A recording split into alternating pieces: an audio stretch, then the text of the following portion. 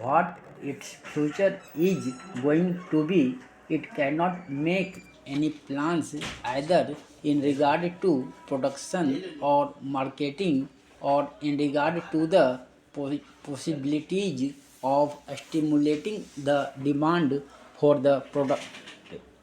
So I suggest that when protection is given to any industry for the first time, it must be at least for a period of 3 years so that it may know exactly whether it can stimulate demand and whether it can produce sufficient quantity to meet the local demand. Otherwise, the industry will not be able to stabilize itself. Sir, there is another point of view also.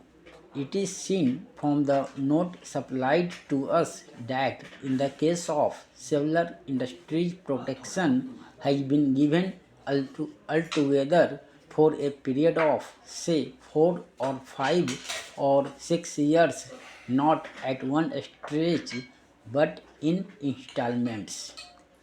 The effect of giving protection to an industry in installments, say for a year, is not the same as the cumulative effect of protection given to an industry for a continuous period of 3 years. If it is given for say 3 years at a stretch, it will be able to make its program for the future regarding production, etc. So I seriously suggest that, though as a matter of fact, in the case of several industry, protection has been given for a long period in installments, the protection ought to be given in the first instance at least for a period of 3 years. Otherwise, as in the case of this titanium dioxide industry, it will not be able, I am sure, to meet competition from outside, and it will not be able to stand on its own feet if it is given protection only for 1 year. So I suggest very seriously that protection given to any industry ought to be in the first instance at least for a period of 3 years. Coming to this note circulated, I find that in the case of the calcium chloride industry, it is proposed to continue the protection to this industry as suggested by the Tariff Commission. The honorable members who have spoken before said that the small growers get the correct price from the board. This is not so. The entire bulk of the profits they make in the home market and in the foreign market is kept by the beer growers who dominate this coffee board. The price they get is more than what they pay to the small growers. That is the complaint of the small growers. So it is not correct to say that the profits this board makes are equally distributed to the small growers. Hence, the conflict between the big growers and the small growers is increasing. Therefore, it is necessary on the part of the government to do justice to the small growers. The government thinks that by taking powers for nominating the president of the board, it is able to do justice to the small growers. The number of the small growers is 34,000, while the number of the big growers is 590. Most of the seats reserved for the growers in the last board were monopolized by the big growers. The majority of the seats were held by the big growers, and the number of seats the small growers got was very meager. It was not more than 4 if my recollection is correct. What the government should have done was to give equal representation to the small growers. They should have asked the growers to return their representatives or to give a panel of names from which government could have chosen some. The choice of the representatives should have been left to the respective organizations. If there was no organization for the small growers, government should have asked them to organize one separately and then send in their representatives. Our friends said that the representatives of the small growers were there on the existing board. It is true, but I know the practice of these big growers or big industrialists. Having given membership to the smaller fry on their organizations, they do not allow them to express themselves.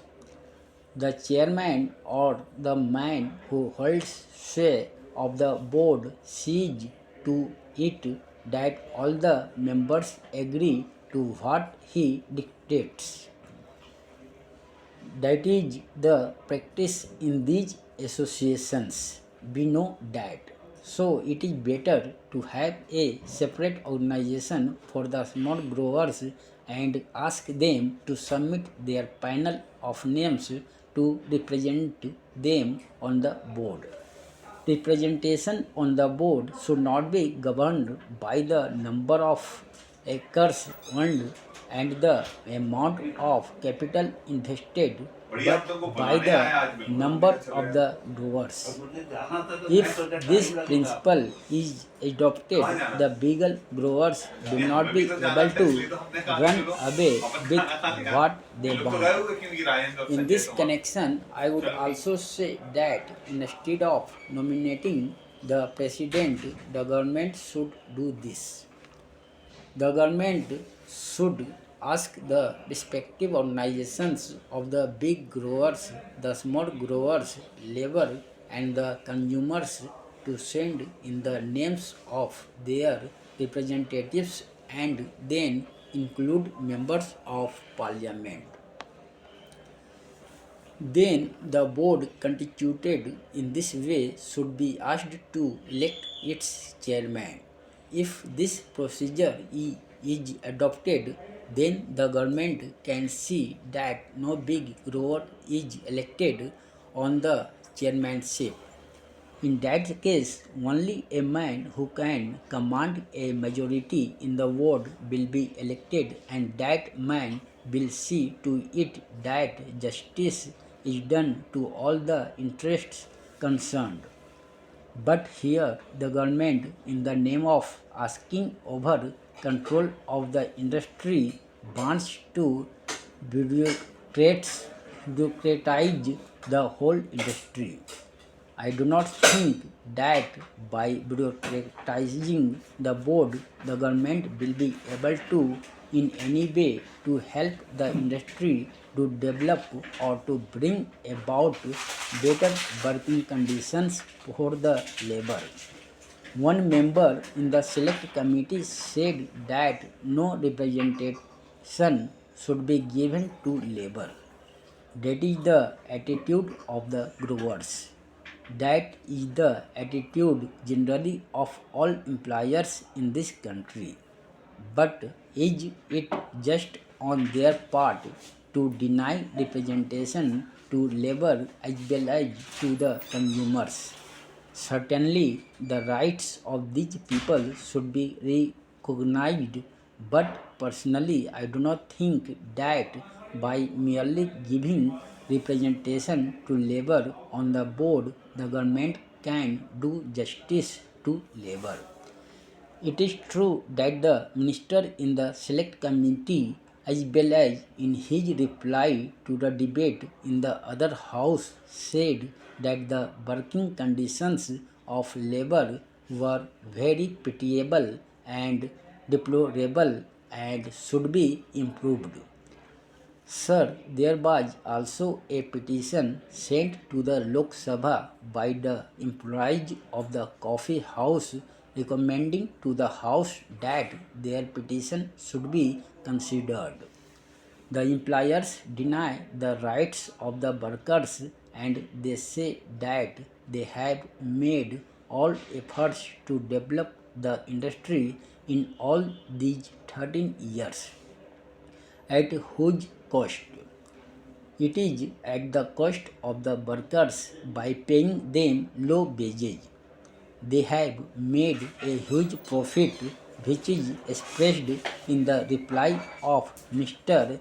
Redcliffe in a question of the Honourable Minister for Commerce and Industry that he had been distributing a dividend of 13.5% in 1 year. In 1 year, he had given 20% dividend, in another year 27%, and in yet another year he gave 19% to his shareholders. At the same time, this big dividend is after deducting the expenses including depreciation, taxation, reserve fund and reserve fund to capital invested. Apart from all these, they have made a net profit so as to distribute an average dividend at 13.5%. Can anybody imagine that such an industry should be allowed to distribute this high dividend at the cost of the poor labor who actually produced this profit? Certainly, at the cost of the poor labor and the people they have got this profit. The coffee houses are getting coffee at the rate of rupees 210 per. At the same time, how do they sell coffee there? Stop.